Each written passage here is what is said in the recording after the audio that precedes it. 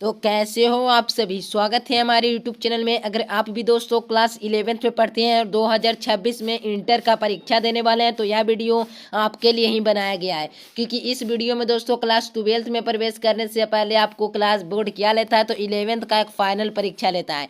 तो इसी वीडियो में हम लोग पूरे वायरल प्रश्न देखने वाले हैं। 70 के 70 ऑब्जेक्टिव यही प्रश्न पूछे जाएंगे जो प्रश्न मैं बताने जा रहा हूँ आज की इस वीडियो में। तो इस वीडियो को अंत तक देखना। 2025 में यही प्रश्न आपके परीक्षा में कितने मार्च को, तो 17 मार्च को यही प्रश्न आपको देखने के लिए मिलेगा सेकंड पाली में। तो यह वीडियो आपके लिए काफी ज्यादा इंपॉर्टेंट होने वाला है, तो इस वीडियो को अंत तक जरूर देखना। चैनल से पहली बार जुड़े हैं, क्लास 12th में बेस्ट तैयारी चाहते हैं दोस्तों, तो चैनल से हमारे जुड़ सकते हैं। तो सभी के सभी बच्चे चैनल को सब्सक्राइब कर लीजिए। बिल्कुल ओरिजिनल दिखा रहा हूँ, ना कि फेक। फेक आप कह ही नहीं सकते दोस्तों। आप भी देखेंगे ना क्वेश्चन तो कह देंगे हाँ सर जी असली पेपर था। तो सभी बच्चे चैनल को सब्सक्राइब कर वीडियो को लाइक कर लीजिए। सब्जेक्टिव का आंसर लेना चाहते हैं तो इस नंबर पर आपको मैसेज करना दोस्तों, फिर आपको दे दिया जाएगा। ठीक है, तो सभी बच्चे चैनल को कर लीजिए सब्सक्राइब। यही प्रश्न आपके परीक्षा में रहेगा। ठीक है, अगला प्रश्न देखिए। फर्स्ट क्वेश्चन देखिए कि 1 पिकोमीटर को लिखा जाता है। फर्स्ट प्रश्न 2024 में भी यही प्रश्न फर्स्ट में पूछा गया था, और देखिए 25 में भी यही प्रश्न पूछा गया है ना। ये क्वेश्चन भी यही प्रश्न आपको फर्स्ट क्वेश्चन में ही मिलेगा। 1 पिकोमीटर को लिखा जाता है तो याद रखना 10⁻⁻12 मीटर। ऑप्शन नंबर डी आप लोगों को याद रखना 10⁻⁻12 मीटर। ऑप्शन नंबर डी याद रखना है मेरे प्यारे बच्चों। अगला प्रश्न की ओर बढ़ते हैं। नेक्स्ट क्वेश्चन की ओर बढ़ते हैं। सही बच्चे कमेंट बॉक्स में सारा प्रश्न का उत्तर दे देना है। ठीक है ना। कार्य निम्नलिखित में से कौन सा भौतिक परिवर्तन है। तो भौतिक परिवर्तन की बात किया जाए तो उजला फास्फोरस लाल फास्फोरस में बदलने पर भौतिक परिवर्तन होता है। जब हम लोग सल्फर और हवा को मिलाएंगे तो यह रासायनिक परिवर्तन में चला जाएगा। कार्बन को और हवा को जलाएंगे तो यह रासायनिक परिवर्तन में चला जाएगा। परंतु उजला फास्फोरस और लाल फास्फोरस में बदलेंगे दोस्तों तो कौन सी परिवर्तन में आ जाएगा, तो यह भौतिक परिवर्तन में आ जाएगा। क्या कौन सी परिवर्तन में, तो भौतिक परिवर्तन कौन सा ऑप्शन में दिया हुआ प्यारे बच्चों, तो सी नंबर इसका बिल्कुल राइट आंसर हो जाएगा। अगला प्रश्न देखिए मेरे प्यारे बच्चों। कहा जा रहा है कि एक परमाणु द्रव्यमान इकाई एमयू बराबर होता है दोस्तों। एमयू बराबर क्या होता है, एमयू बराबर याद रखना है मेरे प्यारे बच्चों। आपकी परीक्षा में पूछा गया सवाल है। तो 1.67 गुना 10⁻⁻ कितना हो जाएगा, -24 ग्राम। कौन सा ऑप्शन, तो डी नंबर मेरे प्यारे बच्चों याद रखना, डी नंबर इसका सही उत्तर हो जाएगा। अगला प्रश्न कहा जा रहा है दोस्तों 4.25 ग्राम अमोनिया में अणुओं की संख्या कितनी है, यानी 4.25 में अमोनिया की जो संख्या कितना है दोस्तों, तो याद रखना है इसका सही उत्तर कौन सा ऑप्शन हो जाएगा। तो याद रखना सही विद्यार्थी को दोस्तों कि इसका सही उत्तर 1.5 गुना 10⁻⁻ कितना हो जाएगा दोस्तों, तो 23 हो जाएगा, यानी 23 हो जाएगा। बी नंबर इसका सही उत्तर हो जाएगा। नेक्स्ट क्वेश्चन देखिए कि 3 ग्राम कार्बन को ऑक्सीजन के संवर्धक में पूर्णतः जलाने पर प्राप्त CO2 भार होता है। तो कितना भार होता है दोस्तों, तो याद रखना इसका सही उत्तर 11 ग्राम हो जाएगा। कितना ग्राम प्यारे बच्चों, तो 11 ग्राम। ऑप्शन नंबर बी आप लोग को याद रखना है। नेक्स्ट क्वेश्चन की ओर बढ़ते हैं। अगला प्रश्न कहा जा रहा है दोस्तों कि न्यूट्रॉन का आविष्कार किसने किया था। तो न्यूट्रॉन का आविष्कार और प्रोटॉन का आविष्कार जेम्स चैडविक ने किया था। ऑप्शन नंबर बी आप लोग को याद रखना है प्यारे बच्चों। अगला प्रश्न की ओर बढ़ते हैं। कहा जा रहा है नभिकीय बाह्य परमाणु क्षेत्रों में से रहता है दोस्तों, तो याद रखना सिर्फ इलेक्ट्रॉन ही रह सकते हैं और प्रोटॉन को भी नहीं इजाजत है, और इलेक्ट्रॉन को भी इजाजत नहीं है, तो सिर्फ इलेक्ट्रॉन रहता है दोस्तों। तो ऑप्शन नंबर डी आप लोग को याद रखना है। नेक्स्ट क्वेश्चन देखिए दोस्तों 8 नंबर प्रश्न कहा जा रहा है कि निम्नलिखित में से किसके द्वारा पोजिट्रॉन को व्यक्त किया जाता था। पोजिट्रॉन को व्यक्त किया जाता है ऑप्शन नंबर बी +1 इलेक्ट्रॉन पर। ठीक है ना। अगला प्रश्न देखिए किसी भी परमाणु में दो इलेक्ट्रॉन को चारों क्वांटम संख्याओं में सदृश नहीं हो सकती। यह कथन किसका दोस्तों, तो यह कथन किनका दिया गया है, तो याद रखना है प्यारे बच्चे पहली अपवर्जन सिद्धांत। कौन सा अपवर्जन सिद्धांत, ऑप्शन नंबर डी याद रखना है मेरे प्यारे बच्चों। अगला प्रश्न की ओर बढ़ते हैं। नेक्स्ट क्वेश्चन कहा जा रहा है कि क्रोमियम जेड बराबर 24 है, तो इलेक्ट्रॉनिक विन्यास क्या होगा मेरे प्यारे बच्चों, तो याद रखना इलेक्ट्रॉनिक विन्यास की बात किया जाए तो याद रखना ऑप्शन नंबर ए आर बराबर 3D के पावर 5 और 4S के पावर 1 हो जाएगा। ऑप्शन नंबर ए याद रखना है। ठीक है ना। अगला प्रश्न की ओर बढ़ते हैं। नेक्स्ट क्वेश्चन कहा जा रहा है मेरे प्यारे बच्चों की एक गैस देखिए प्रारंभ किया गया दोस्तों। एक गैस आरंभ एक वायुमंडलीय दाब पर अपने आरंभिक आयतन पर 1/4 में संपीड़न किया जाता है, जो आवश्यक दाब क्या हो जाएगा, आवश्यक दाब क्या हो जाएगा मेरे प्यारे बच्चे, तो 4 वायुमंडलीय दाब। ऑप्शन नंबर सी आप लोग को याद रखना है।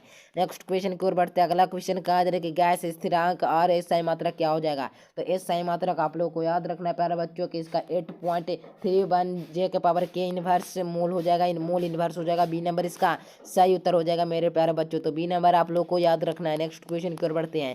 कहा जा रहा है 4.4 ग्राम कार्बन डाइऑक्साइड का आयन क्या होगा दोस्तों, तो आयन क्या हो जाएगा दोस्तों, तो याद रखना 2.24 गुना L हो जाएगा, यानी कि ऑप्शन नंबर बी आप लोग को याद रखना है।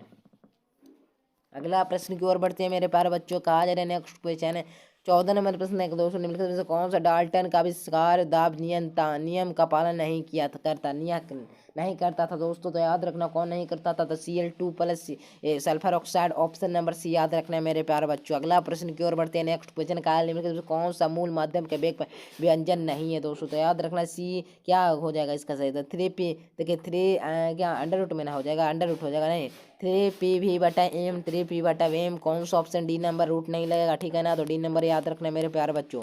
अगला प्रश्न कहा जा रहा है कि कहा जा रहा है वाटर वॉल्यूम्स में वाटर वॉल्यूम्स में समीकरण में कौन सा व्यवहार व्याख्या करता है। तो याद रखना इसका भी सही आंसर ऑप्शन नंबर बी वास्तविक गैस, ऑप्शन नंबर बी याद रखना है मेरे प्यारे बच्चों। सभी बच्चे चैनल को सब्सक्राइब कर लेंगे और वीडियो को लाइक कर लेंगे, ठीक है ना। तो बी नंबर इसका बिल्कुल राइट आंसर। अगला प्रश्न की ओर बढ़ते हैं नेक्स्ट क्वेश्चन। कहा जा रहा है मेरे प्यारे बच्चों, जो देखिए एक वाष्प के रूप में बराबर होता है दोस्तों। तो याद रखना इसका भी सही उत्तर ऑप्शन नंबर सी हो जाएगा, गतिज ऊर्जा। क्या हो जाएगा मेरे प्यारे बच्चों, तो गतिज ऊर्जा ऑप्शन नंबर सी नंबर याद रखना है, ठीक है ना, सी याद रखना है, C4 कैट। अगला प्रश्न कहा जा निम्नलिखित में से कौन सा गहन गुण है दोस्तों। गहन गुण कौन सा हो जाएगा, तो आयन हो जाएगा मेरे प्यारे बच्चों। तो याद रखना इसका सही उत्तर पृष्ठ तनाव हो जाएगा, डी नंबर इसका याद रखना। टिक पर कभी मत जाना, अपने आंसर पे भरोसा रखना। अगला प्रश्न कहा जा रहा है क्रिया इतना कहा है, तो निम्नलिखित में कौन सा चाहिए दोस्तों, तो कौन सा चाहिए दोस्तों, तो याद रखना डी कौन एच बड़ा हो जाएगा कौन ई के बराबर, ठीक है। कौन सा ऑप्शन बी नंबर याद रखना है। अगला प्रश्न की ओर बढ़ते हैं मेरे प्यारे बच्चों। कहा किसी भी ने एंथेन में बराबर होता है दोस्तों। तो याद रखना है कि क्या हो जाएगा इसका सही उत्तर। तो याद रखना मेरे प्यारे बच्चों इसका सही उत्तर क्या हो जाएगा मेरे प्यारे बच्चों, सही बच्चे बताएंगे। गठन की ऊष्मा के ऑप्शन नंबर क्या हो जाएगा मेरे प्यारे बच्चों, ऑप्शन नंबर बी। चलिए नेक्स्ट क्वेश्चन देखिए मेरे प्यारे बच्चों। कहा जा रहा है कि काम दाब किनसे अभिक्रिया का अकुलन है दोस्तों। तो याद रखना किसकी अकुलन है, तो PCl5 और PCl3+Cl2 ऑप्शन नंबर ए याद रखना है। निम्नलिखित में से कौन सा विक्रिया के लिए Kp/C होता है। तो याद रखना है कौन सा विक्रिया 2SO4+O2 बराबर क्या हो जाएगा 2SO4 तो O3 ऑप्शन नंबर बी। अगला प्रश्न कहा है कौन सा स्थिरांक मान है दोस्तों। तो याद रखना कौन सा स्थिरांक मान है, तो 7 हो जाएगा इसका सही उत्तर, सी नंबर याद रखना है। कहा जा रहा है दोस्तों, कहा जा रहा है कि 2 लीटर फ्लास्क में HI का इतना है, तो 64 ग्राम सक्रिय मात्रा होगी, तो कितना होगी दोस्तों। तो याद रखना इसका भी 0.25 ऑप्शन नंबर डी। 25 नंबर प्रश्न देखे दोस्तों कि 10 के पावर इतना है, तो NaOH के घोल में pH का मान क्या होगा, तो pH का मान 10 हो जाएगा। क्या हो जाएगा मेरे प्यारे बच्चों, सही बच्चे लगाएंगे। तो ये कितना घोल हो जाएगा दोस्तों, तो याद रखना है 10 हो जाएगा, कितना, तो 10 ऑप्शन नंबर बी आप लोगों को याद रखना है। नेक्स्ट क्वेश्चन की ओर बढ़ते हैं। नेक्स्ट क्वेश्चन कहा जा रहा है कि देखिए क्वेश्चन क्या, किसी दुर्बल अम्ल जिसका विघटन स्थिरांक Ka सांद्रण C इसमें हाइड्रोजन आयन की सांद्रता बराबर होगा। तो हाइड्रोजन की सांद्रता बराबर क्या हो जाएगा दोस्तों, तो √K हो जाएगा, KAC। कौन सा ऑप्शन में दिया हुआ मेरे प्यारे बच्चों, तो डी नंबर इसका बिल्कुल सही उत्तर हो जाएगा। जितने भी विद्यार्थी हमारे चैनल से पहली बार जुड़े हैं, तो सभी बच्चे चैनल को सब्सक्राइब कर लीजिए, क्योंकि इस चैनल पे दोस्तों क्या होता है ना कि आपको सब्जेक्टिव का आंसर भी दिया जाता है। सभी लोग ले जाएगा गूगल पे एंड सर्च मरवाएगा, लेकिन मैं आपको बता रहा हूँ सिर्फ ये नंबर पे आप लोग मैसेज कीजिएगा ना, तो एक ग्रुप के लिंक जाएगा, सभी बच्चे उस ग्रुप को ज्वाइन कर लेना है। ज्वाइन करने के बाद क्या होगा सर जी, तो मैं बता रहा हूँ कि जब आप ज्वाइन कर लेंगे ना उसमें, तो मैं क्या करूँगा ना, जब लगभग सारे बच्चे एक्टिव रहेंगे उस समय, तो मैं क्या करूँगा सब्जेक्टिव का सारा प्रश्न का सोल्यूशन मेरे पास फिलहाल हो चुका है। तो मैं क्या करूँगा सभी बच्चे के लिए एक ही ग्रुप में डाल दूंगा। सभी लोग कहते हैं हमें भेजिए, लेकिन एक एक अगर विद्यार्थी को अगर भेजने लगे ना दोस्तों, एक एक विद्यार्थी को, तो क्या होगा ना कि ये एग्जाम क्या आप लोग 10 वर्ष पार हो जाएंगे, क्योंकि मेरे प्यारे बच्चों की इतनी संख्या है ना हमारे पास कि मैं उसे भेजने लगूंगा ना तो पूरा समय चला जाएगा, और नेक्स्ट एग्जाम तक भी आपको ये क्वेश्चन मिलता रहेगा। समझे, लाख तो नहीं कर सकते, लेकिन हजारों विद्यार्थी इसके चक्कर में है, ठीक है ना। तो आप सही बच्चे ग्रुप को ज्वाइन कर लेंगे, तो क्या होगा ना कि ग्रुप को ज्वाइन कर लेने के बाद आपको क्या होगा कि सभी को एक ही बार में मिल जाएगा। तो डी नंबर इसका सही उत्तर हो जाएगा। तो सही बच्चे जुड़ जाना और चैनल को सब्सक्राइब कर देना। ऐसे ही वायरल प्रश्न फिर से लेकर आऊँगा 2026 वाला इंटर परीक्षा के लिए, ठीक है। कहा जा रहा है निम्नलिखित में से कौन सा लेविस अम्ल नहीं है, यानी लेविस अम्ल नहीं है मेरे प्यारे बच्चों। तो याद रखना लेविस अम्ल NH3 है ना, अमोनिया है ना दोस्तों, जो लेविस अम्ल नहीं है तो NH3 हो जाएगा। कौन सा ऑप्शन में दिया हुआ है, तो सी नंबर इसका बिल्कुल सही आंसर हो जाएगा मेरे प्यारे बच्चों। अगला प्रश्न की ओर बढ़ते हैं कि निम्नलिखित में से कौन सा इतना इतना का होता है। तो 28 नंबर प्रश्न का याद रखना, क्वेश्चन ठीक से नहीं दिख रहा है तो मैं बता दे रहा हूँ कि इसमें भी अमोनिया हो जाएगा, CH3 हो जाएगा। सी नंबर इसके भी राइट आंसर हो जाएगा। कितना प्रश्न का, तो ये कितना प्रश्न है दोस्तों, ये 28 प्रश्न का सी। तो यहाँ पे लिख देता हूँ 28 नंबर प्रश्न का सी उत्तर होगा। अब देखिए नेक्स्ट क्वेश्चन, देखिए क्या हो जाएगा दोस्तों, NH2 का संयुक्त अम्ल क्या हो जाएगा। तो NH2 का संयुक्त अम्ल क्या हो जाएगा दोस्तों, तो याद रखना इसका भी NH3 हो जाएगा। NH3 हो जाएगा, ठीक है ना। कन्फ्यूजन नहीं होने के लिए मैं यहाँ पे लिख दूँ 29 का ए नंबर सही उत्तर हो जाएगा। सभी बच्चे देख लेंगे 29 का ए नंबर सही उत्तर हो जाएगा, ठीक है ना। अगला प्रश्न देखिए 30 नंबर प्रश्न कहा जा रहा है सबसे प्रबल अम्ल कौन है। तो प्रबल अम्ल की बात किया जाए दोस्तों तो याद रखना है, क्या याद रखना है, देखिए क्या आ गया, याद रखना है HClO hydrochloric oxide, option number A. निम्नलिखित में से कौन सा रेडॉक्स अभिक्रिया दोस्तों, तो रेडॉक्स अभिक्रिया कौन सा है मेरे प्यारे बच्चों, तो याद रखना H2 + Br + HCl + NaOH बराबर HBr हो जाएगा, ऑप्शन नंबर ए याद रखना है। सब्जेक्टिव कैसे डाउनलोड करना है सारा चीज़ बता दूंगा इस वीडियो में ही। कहा जा रहा है दोस्तों अभिक्रिया C+ क्या कहा जा रहा है दोस्तों, जो देखिए आप लोग क्या कहा जाए दोस्तों, अभिक्रिया इतना तक कार्य करता है, यानी कि कार्य करता है ऑक्सीकरण या अवकरण। तो ये ना ऑक्सीकरण कर रहा ना अवकरण कर रहा तो क्या कर रहा है, रेडॉक्स कर रहा है। तो रेडॉक्स अभिक्रिया की परिभाषा क्या है, जिसमें ऑक्सीजन और अवकरण दोनों एक साथ हो, यानी ऑक्सीजन और अवकरण दोनों एक साथ हो। सी नंबर इसका सही हो जाएगा। ए और बी, इनमें ऑक्सीजन का भी योग हो रहा है, हाइड्रोजन का भी योग हो रहा है, ठीक है। इसमें ऑक्सीजन का योग हो रहा है तो इसमें भी योग हो रहा है। तो ये कौन सा अभिक्रिया हमारे अगर रेडॉक्स नहीं दिया है तो ए और बी दोनों मार देना है, सी नंबर सही उत्तर है। अगला प्रश्न देखें दोस्तों, फ्लोर कुछ कहा जा रहा है दोस्तों, परक्लोरिक अम्ल में क्लोरीन की संख्या अवस्था होती है। तो याद रखना अवस्था कितनी होती है दोस्तों, तो सही उत्तर याद रखना इसका प्रश्न का 33 नंबर प्रश्न आपके परीक्षा में पूछा गया सवाल है ना, इसे हल्के में ना लेना। 33 नंबर प्रश्न का सही उत्तर ऑप्शन नंबर क्या हो जाएगा, तो डी नंबर हो जाएगा। प्लस में 7 हो जाएगा, माइनस में 7 नहीं मारना है तो क्या हो जाएगा मेरे प्यारे बच्चों, तो डी नंबर इसका बिल्कुल सही उत्तर हो जाएगा। अगला प्रश्न की ओर बढ़ते K2Cr2 + O7 का ऑक्सीकारक अवस्था क्या होगा। तो ऑक्सीकारक अवस्था क्या हो जाएगा मेरे प्यारे बच्चों, तो याद रखना इसका सही उत्तर ऑप्शन नंबर क्या हो जाएगा, तो सी हो जाएगा। चलिए ए हो जाएगा दोस्तों, प्लस में 6 हो जाएगा, ठीक है ना। याद रखना इसमें कभी ये सभी ऑप्शन को आपको मारना ही नहीं, ठीक है। तो ये प्रश्न आपके लिए काफ़ी ज़्यादा इंपॉर्टेंट है, तो इससे मैं इस सभी ऑप्शन को मैं मिटा दे रहा हूँ। सिर्फ आप लोग को याद रहे कि कौन सा ऑप्शन हो जाएगा दोस्तों, तो सिर्फ होगा तो ए होगा, ठीक है ना। तो यहाँ पे लिख देता हूँ आंसर, ठीक है ना। आप लोग कन्फर्म हो जाए ना, आंसर है, ठीक है। अगला प्रश्न की ओर बढ़ते हैं, नेक्स्ट क्वेश्चन।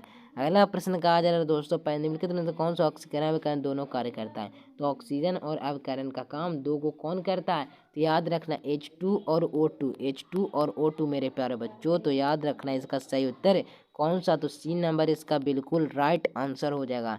चलिए अष्टक नियम किसने दिया है, तो अष्टक नियम देने वाले कौन थे, तो न्यूलैंड्स का अष्टक नियम न्यूलैंड ने दिया था दोस्तों, यानी न्यूलैंड्स का अष्टक नियम सभी विद्यार्थी पढ़े हैं ना।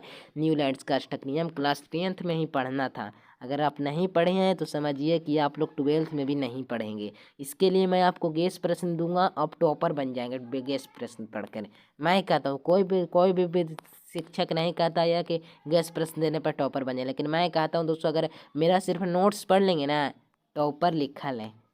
अगर आप कमज़ोर विद्यार्थी है, जो मैट्रिक में 450 नंबर लाया है वो आराम से टॉपर बन सकता है, जो 400 नंबर लाया है वो भी बन सकता है, जो 350 नंबर लाया है उसको थोड़ा सा मुश्किल हो जाएगा, जो 300 नंबर लाया ना वो आराम से 400 नंबर ले आएगा 12th में मेरे गेस क्वेश्चन पढ़ के। तो गेस प्रश्न कहाँ मिलेगा सर जी, तो इस नंबर पर कॉल या मैसेज करना। बहुत कम फी है, गरीब बच्चों के लिए इतना कम फी रखे हैं, नहीं तो कोई और नहीं रखता है, सबका हज़ारों में रहता है फीस, लेकिन मेरे बहुत कम है। मेंडलीव का वर्त नियम किस पर आधारित है, तो परमाणु संख्या पर आधारित है। ए नंबर इसका सही उत्तर हो जाएगा।